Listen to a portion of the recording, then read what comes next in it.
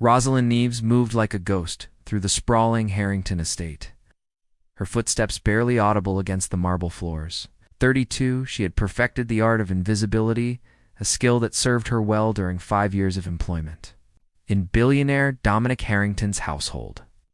The staff jokingly called her the Shadow, but Rosalind preferred it this way. Invisibility meant security. Security meant keeping this job that paid 3 times what she'd earned at the hotel. The morning light filtered through floor to ceiling windows as she dusted the antique globe in Dominic's study, careful not to disturb the precise arrangement of his desk. Everything about Dominic's world was orderly, from the symmetrically placed fountain pens to the meticulously catalogued collection of vintage car models, displayed in glass cases along the wall miniature. Versions of the real treasures housed in the temperature-controlled garage below. "Rosalind," a small voice called from the doorway. Turning, Rosalind found 10-year-old Olivia Harrington watching her with curious eyes. Unlike her father's serious demeanor, Olivia radiated warmth, her honey-brown hair falling in waves around, a face that reminded Rosalind painfully of her own sister. "Good morning, Miss Olivia," Rosalind said, straightening. "Shouldn't you be at your piano lesson?" Olivia shrugged, twirling the medical alert bracelet that never left her wrist. Powell has a cold. Dad says we'll reschedule for Thursday." She wandered into the room, trailing her fingers along the edge of the massive desk.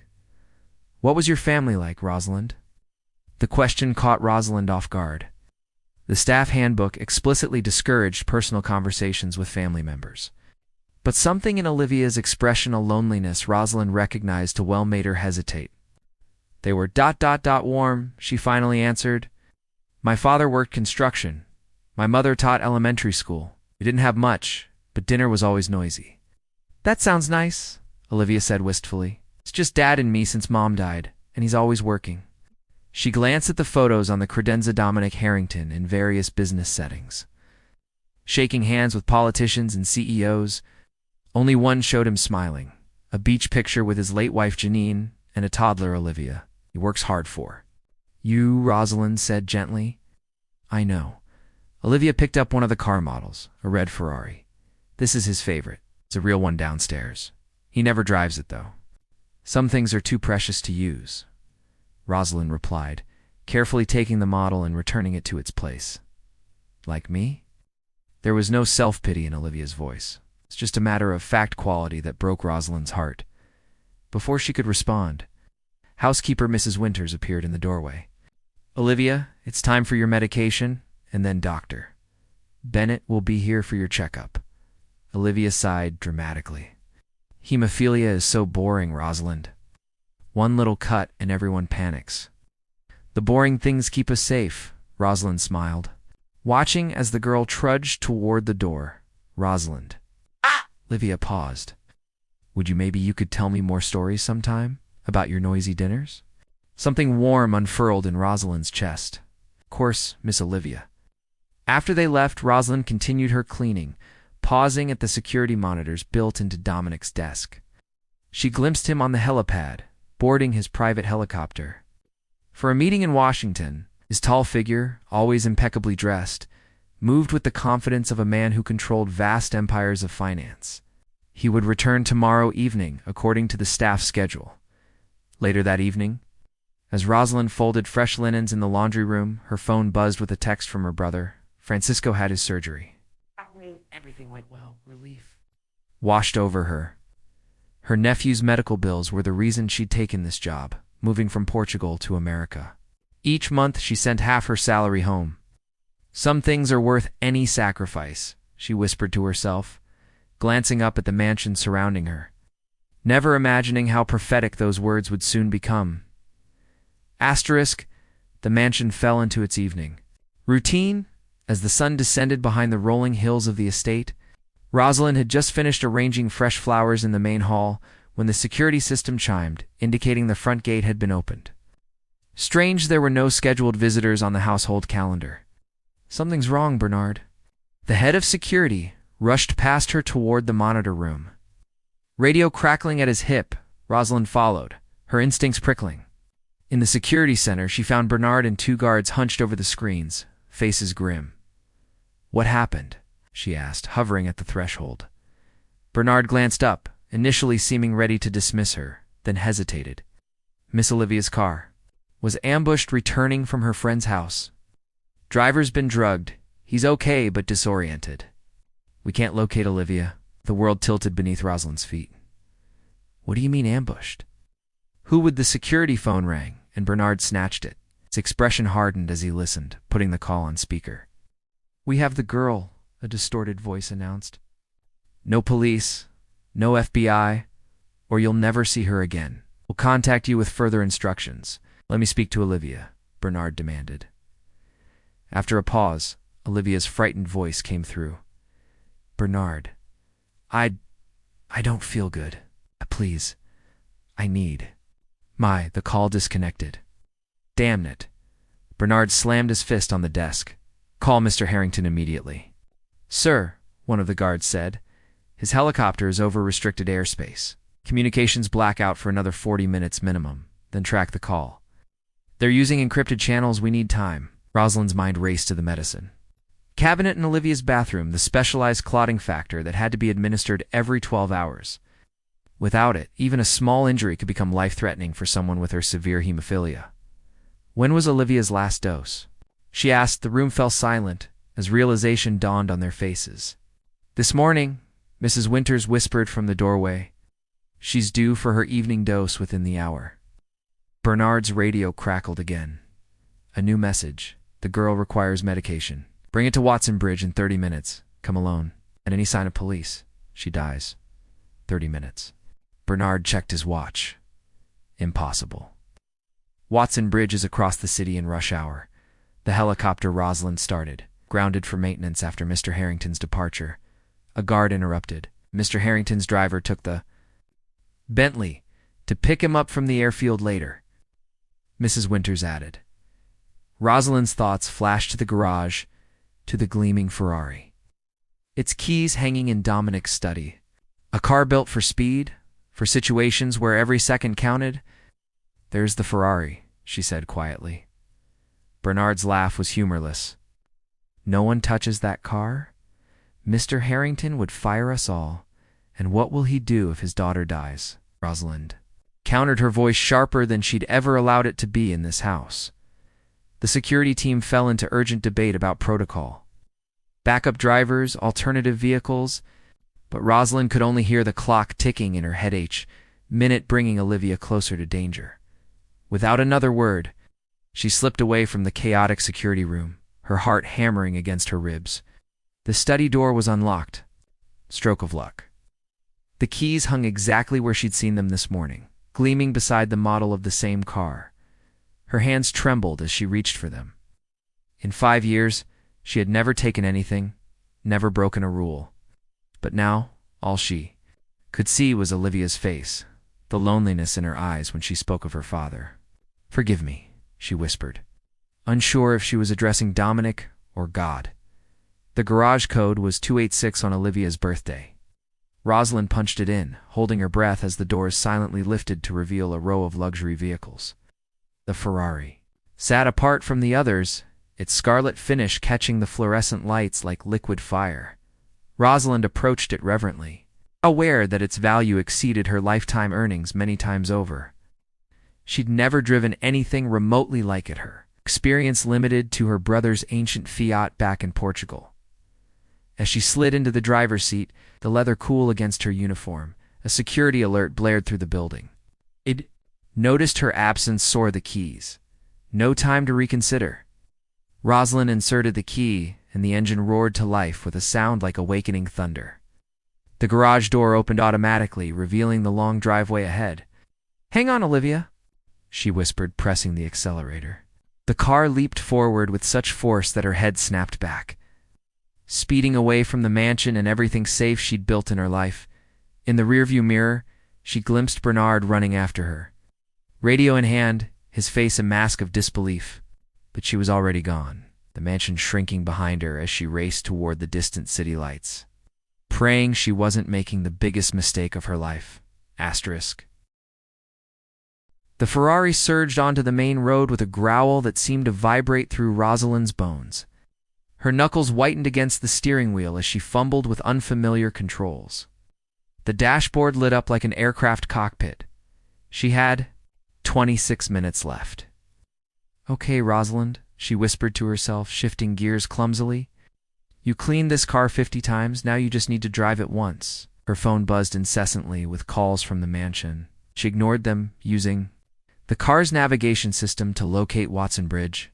The screen showed 22 miles through congested city streets, normally an hour's drive in evening traffic. The engine responded to the slightest touch of her foot, lunging forward with a power that made her gasp. As the needle climbed past 60, 70, 80 miles per hour, Rosalind felt sweat beading along her hairline. The medication sat beside her in a specialized cooling case. Properly packed despite her haste, the suburban roads gave way to busier thoroughfares. Red lights loomed ahead.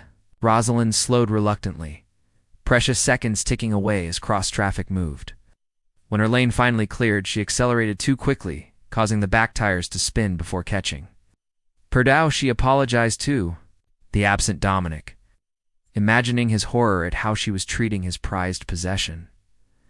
A delivery truck changed lanes without signaling, nearly clipping the Ferrari's front end. Rosalind swerved, heart in her throat, the car responding with a precision that saved them both. Her phone rang again, this time showing Bernard's personal number. She answered on speaker. "I can't turn back now. Rosalind, do you have any idea what you've done?" Bernard's voice crackled through the car's premium sound system. "Mr. Harrington is being notified. This is Grand Theft Auto." "And Olivia could die if she doesn't get her medication," Rosalind countered, weaving around a slow-moving bus. "I'm almost to the bridge." A heavy sigh came through the speaker. "Police are tracking the kidnapper's call. They've identified an abandoned warehouse near the bridge. I think that's where they're holding her." "Police?" Rosalind's stomach dropped. "They said no police. We had no choice after you took off with the car. Mr. Harrington gave the order as soon as we reached him. He's furious, Rosalind. If anything happens to Olivia, I'll get the medication to her," Rosalind insisted. Checking the navigation. 18 minutes. The city's center came into view, skyscrapers gleaming in the dusk. Traffic thickened impossibly. Rosalind glanced at the shoulder of the road, then at the time. "Don't even think about it," Bernard warned, as if reading her mind. She didn't respond, simply ended the call and switched off her phone. Then she jerked the wheel right, guiding the Ferrari onto the narrow emergency lane. Ignoring the blaring horns of outraged drivers, the car hugged the ground as she pushed it faster, wind screaming past the windows. She'd never moved this quickly. In her life, it felt like flying and falling simultaneously. Each bump sent shivers of panic through her as she imagined damaging the vehicle's expensive undercarriage. A siren wailed behind her. In the mirror, police lights flashed. No, she moaned, but couldn't stop. Not now. The GPS directed her to exit the highway. Rosalind cut across 3 lanes of traffic, earning more angry horns and narrowly avoiding a collision. The police car followed, joined by a second. The roads narrowed as she entered the warehouse district. The Ferrari's width suddenly a liability in the tight streets. The bridge appeared ahead, spanning a narrow river. Rosalind slowed, scanning for any sign of Olivia or her captors. A black van sat parked midway across the bridge, engine running. Rosalind pulled the Ferrari to a stop 30 yards away, heart pounding. The police sirens grew louder behind her, but remained out of sight around the corner. She grabbed the medication case and stepped out on trembling legs. "I have what you asked for," she called out, approaching slowly. The van's side door slid open. A masked figure gestured her forward. "Where's Olivia?" Rosalind demanded, stopping 10 feet away. "The medicine first," a gruff voice replied. "Let me see her." After a tense pause, the figure motioned again, and a second kidnapper emerged. With Olivia, the girl looked pale, frightened, a bruise darkening her forearm, dangerous for someone with her condition. "Rosalind?" Olivia's voice shook with disbelief. "You came?" "Of course I came," queried Rosalind said softly, using the endearment that slipped out before she could stop it. The lead kidnapper stepped forward. "The medicine now." Rosalind extended the case. But as the man reached for it, police sirens wailed around the corner, vehicles screeching into view. Everything happened at once.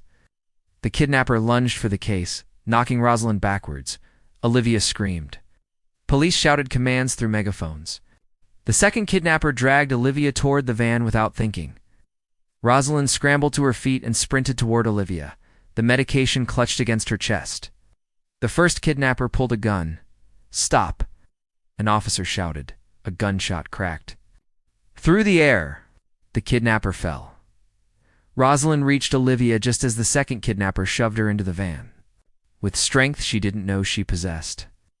Rosalind wrenched the van door wider and threw herself inside, wrapping her body around Olivia as the vehicle lurched forward. "I've got you," she whispered against the girl's hair. "I've got you in your medicine. You're going to be okay." As police cars gave chase, the Ferrari sat abandoned on the bridge, its engine still warm, door hanging open us. Scarlet Sentinel witnessing the chaos left in its wake. Asterisk. The police barricade brought the kidnapper's van to a violent halt. 3 miles from the bridge?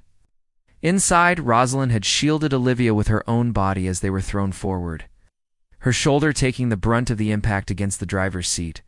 Armed officers swarmed the vehicle, second kidnapper surrendering without further resistance.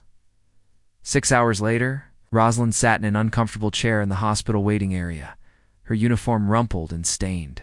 Her shoulder had been examined, wrapped, and declared merely bruised. The police had questioned her extensively, their initial suspicion giving way to grudging respect as the full story emerged. The kidnappers, they explained, were part of a ring targeting wealthy families, not for conventional ransom, but for insider trading information. Dominic Harrington's upcoming merger would have made them millions. Olivia was stable now, her medication administered in time, the cut on her arm properly treated. She was sleeping under police guard, doctors wanting to keep her overnight for observation. Rosalind checked her watch. 1:17 a.m. Dominic Harrington's helicopter would have landed hours ago. He would know everything by now. As if summoned by her thoughts, the hospital corridor doors burst open. Dominic strode through, his usual impeccable appearance disrupted by hasty loosened, dark hair disheveled. At 45, he carried the intensity of a much younger man, his presence immediately commanding the room. Their eyes met across the waiting area. The fury in his gaze made Rosalind rise instinctively, bracing herself. "Where is my daughter?" he demanded, ignoring her completely and addressing the police officer stationed by the doors. "Room 412, sir? She's sleeping, but stable," the officer replied. Dominic glanced at the room number, then back at Rosalind, his jaw clenched tight. "You outside now?" She followed him to a small courtyard, empty at this late hour. The moment the door closed behind them, he turned on her. "Do you have any idea what you've done?" His voice was dangerously quiet, controlled rage in every syllable. "You stole my car, a $3 million vehicle. You interfered in a police operation. You could have gotten my daughter killed." Rosalind lifted her chin. "With all due respect, Mr. Harrington, your daughter would have been in critical condition without her medication. There was no time to wait. That wasn't your decision to make," exploded, the facade of control cracking. "You're Maid, Ms. Nevis. You dust my shelves and change my linens. You don't make life or death decisions about my family." The words stung more than she expected. Someone had to. You were unreachable. And Bernard was handling it. Police were already tracking the kidnappers when you decided to play hero. Bernard was debating protocols while the clock ticked down, she countered, her own temper flaring. Olivia needed her medication within 30 minutes. No one was moving fast enough. Dominic ran a hand through his hair, turning away from her. "The Ferrari is damaged. Did you know that? Scratched along the passenger side, front bumper cracked." "I'm sorry about your car," Rosalind said, unable to keep the edge from her voice. "I'll pay for repairs with my final check." He turned back, eyebrows raised. "Final check? I assume I'm fired." A harsh laugh escaped him. "Fired? You committed a felony, miss?" "Nevis, Grand Theft Auto. The only reason you're not in handcuffs is because the police are too busy processing the kidnappers." Rosalind felt the blood drain from her face. "Are you pressing charges?" Before he could answer, the courtyard where I will wait with when why where I we where I will why do I where I Mr. Harrington, your daughter is awake. She's asking for both of you. Dominic's gaze flickered with surprise. Both of us. She's quite insistent, sir. They followed the nurse in tense silence, the confrontation temporarily suspended. Olivia's room was dimly lit, monitors beeping steadily beside her bed. Despite the bandages and hospital gown, she looked better than she had on the bridge color returning to her cheeks. "Dad?" she called as they entered. "You're here." Dominic's transformation was immediate. The hard lines of his face softened as he hurried to her bedside, gathering her carefully into his arms. "Olivia, thank God you're all right." "I'm okay," she assured him, then looked past him to Rosalind. "Because of Rosalind." "Dad, she saved me, sweetheart." "The police know," Olivia interrupted, uncharacteristically firm. "You don't understand. They weren't going to give me my medicine. I heard them talking. They said it was leverage to make you cooperate. But then Rosalind came in your Ferrari like a movie. And she didn't even slow down when they pointed a gun at her." Dominic turned to look at Rosalind, something shifting in his expression. "She jumped into the van to protect me," Olivia continued. "She used her body to cover mine when we crashed. And she gave me the medicine herself while we were still moving." "This true?" Dominic asked quietly. Rosalind nodded, unable to speak past the lump in her throat. "She could have just thrown the medicine at them and run away," Olivia said. "But she didn't leave me." The room fell silent except for the steady beeping of monitors. Dominic's gaze remained fixed on Rosalind, seeing her pruly, seeing her perhaps for the first time. "The doctor says I can go home tomorrow," Olivia added. Into the silence. "You're not going to fire Rosalind, are you? 'Cause of the car?" Dominic straightened, his expression unreadable. "Get some rest, Olivia. We'll talk about everything tomorrow." He leaned down to kiss her forehead, then walked past Rosalind toward the door, pausing beside her. "My office. Tomorrow afternoon at 2, he said. Just loud enough for her to hear. Then he was gone, leaving Rosalind standing uncertainly beside the bed. Olivia patted the space beside her. "He'll forgive you?" she whispered as Rosalind carefully sat down. "He has to." How your family now? How's Rosalind managed to smile, though she doubted very much that Dominic Harrington would see it that way. Still, as Olivia's small hand found hers in the dim hospital room, she couldn't bring herself to regret a single moment of this extraordinary day. The Harrington estate looked different too. Rosalind, as she drove through the gates the following afternoon, less like a workplace and more like a fortress she had breached. News vans lingered at the perimeter, hungry for details of the kidnapping and dramatic rescue. Security had been doubled, unfamiliar guards nodding solemnly as she passed. Mrs. Winters met her at the service entrance, enveloping her in an unexpected hug. "You brave, foolish girl," the housekeeper whispered, before pulling back to examine her. "How's the shoulder?" "Sore but fine," Rosalind answered, glancing nervously at the clock. "Ash. 1:45. He's in his study," Mrs. Winters said, following her gaze. "Olivia's resting in her room, doctor's orders. She's been asking for you. I'll see her after." Rosalind gestured vaguely upward, toward where her fate awaited. The walk to Dominic's study felt interminable. Staff members paused their duties to watch her pass, their expressions ranging from admiration to pity. Bernard intercepted her at the main staircase. "I should have listened to you," he said gruffly. "About the medication timing." Rosalind offered a small smile. "You were following protocol." "Protocol wouldn't have saved Olivia." He shook his head. "Good luck in there." At precisely 2:00, Rosalind knocked on the study door. "Enter," came Dominic's voice.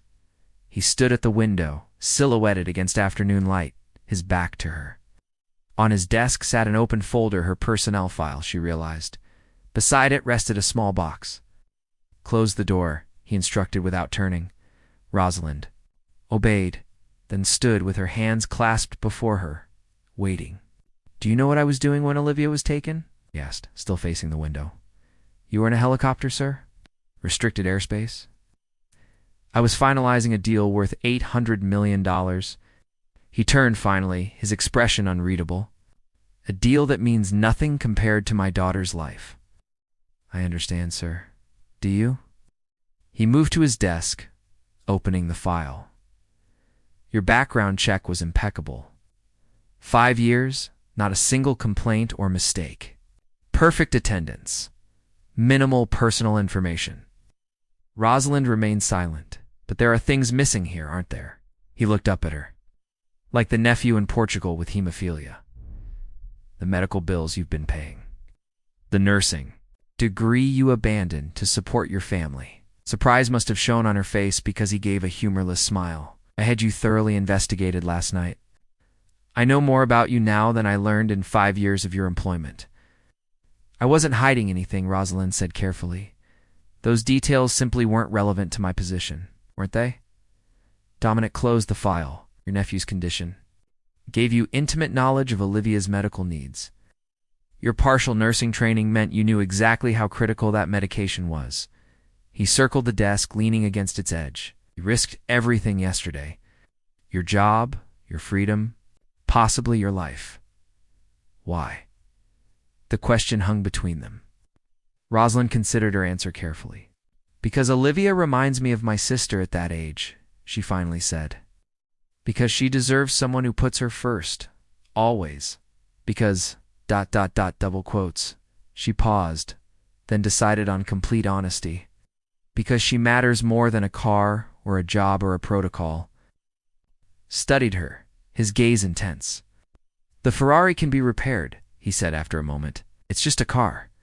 A $3 million car, Rosalind reminded him.